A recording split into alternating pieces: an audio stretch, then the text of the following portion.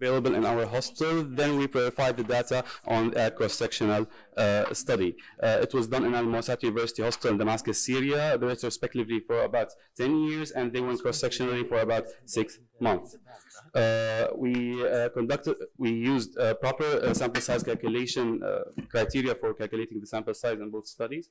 Inclusion criteria where patients more than 10 of age and have a high acquisition quality using the Sirius built-in Phoenix software, and a comparative patient for a cross-sectional study. We excluded dry eye disease patients, ocular surface diseases, corneal dystrophy, previous ocular scars, and other ectatic diseases other than in one of the eyes, and other corneal scar for any reasons other than keratoconus.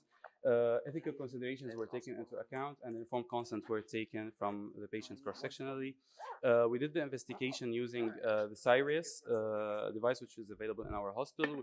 The Sirius used a rotating shine plug camera along with a small angle placido discs. It gives us data like topography maps, many data. We use 10 of those maps that the Sirius device gives us to include in the module that we built.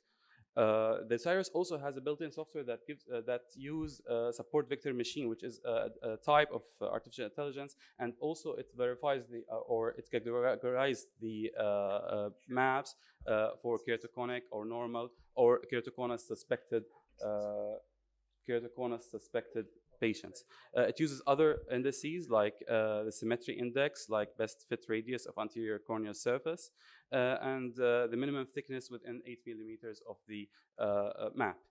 So the research process where first, after viewing the maps, we took a 9 millimeter radius for most of the maps and 80 millimeter. We used toric ellipsoid reference body. Two independent researchers categorized the data. We also conducted interreliability tests for those researchers. We categorized data into suspected and keratoconic and normal corneas.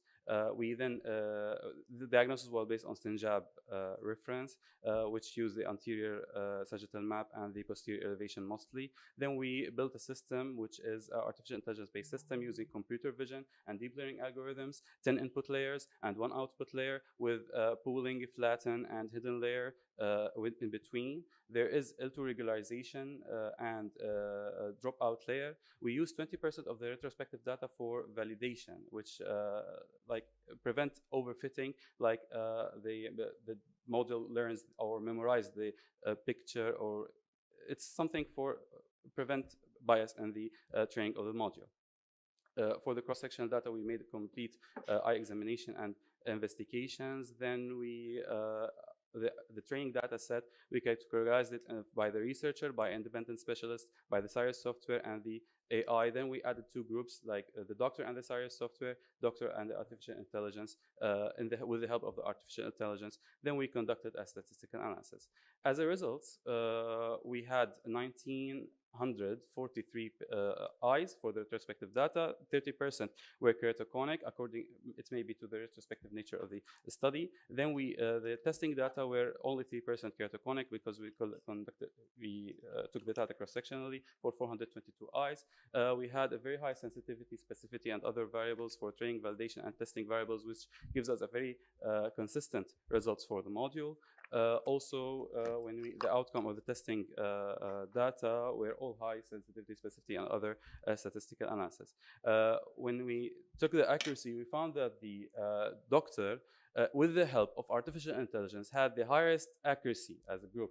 So that's a very beautiful result, actually. So we need the doctor and the artificial intelligence together to categorize the patient. It was the best. It also, when we compared it with the McNamara test between doctor and with the help of artificial intelligence, was better. Our system was better than the system built in this the Sirius software. When we used the map, only one map, we found that the tangential anterior map gives us alone, without other maps, the highest accuracy for diagnosis of the keratoconus.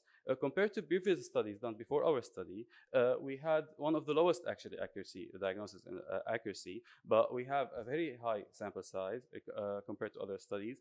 We also have real patients without computer-generated maps like we found in other studies. Finally, Keratodetect application that we named it as an application uses national data to categorize the keratoconus, and it's available on local server. Thank you so much.